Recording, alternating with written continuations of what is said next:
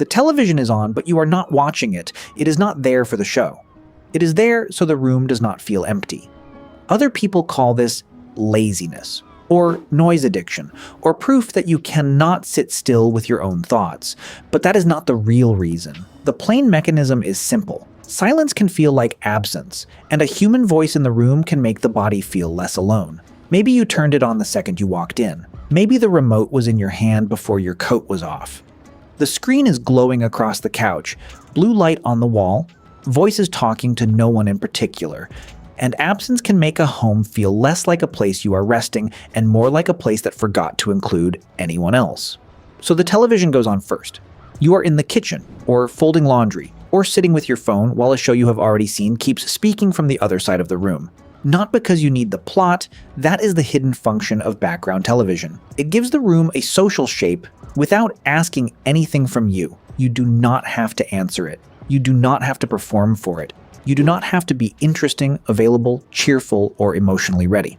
It just talks. And that can be exactly why it feels safe. In media psychology, J. Derek, Shira Gabriel, and Kurt Hugenberg called this social surrogacy. Their research found that favorite television programs can give people a real sense of belonging, especially when they are feeling socially disconnected. That does not mean a show replaces a person. It means the mind can use a familiar voice, a familiar rhythm, and a familiar room on screen as a small substitute for presence. The older term is parasocial interaction. Horton and Wohl used it for a strange one-way closeness between people and performers on a screen. You know they are not actually with you, but part of your nervous system still responds to the voice, the face, the steady sound of someone being there. That is why the show can be boring and still work. It is why the news can be on while you cook, even when you are not following a single story. It is why a sitcom you barely like can make the flat feel warmer. It is why a familiar episode can play in the background while you answer messages, clean the counter, or fall asleep with the remote beside you. The television is not always entertainment. Sometimes it is room tone with a face. There is a difference, though, between comfort and hiding. Sometimes the sound helps you settle. You are alone, but not stranded. The room has a pulse. You can move through the evening without every small noise reminding you how quiet it is. But sometimes the television is a wall. It is the thing you keep on because the second it goes off, the thoughts come back. The decision you have avoided. The grief that waits until the house is still. The feeling you can outrun all day until the room finally stops talking. You can usually tell which one it is by what happens when you reach for the remote.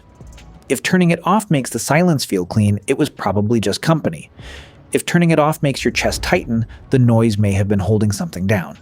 Neither version means there is something wrong with you. It only means quiet became complicated somewhere. Maybe you grew up in a home where silence meant tension. Maybe a quiet room meant someone was angry, gone, withdrawn, or about to say something sharp. Maybe noise was the first sign that the house was normal again.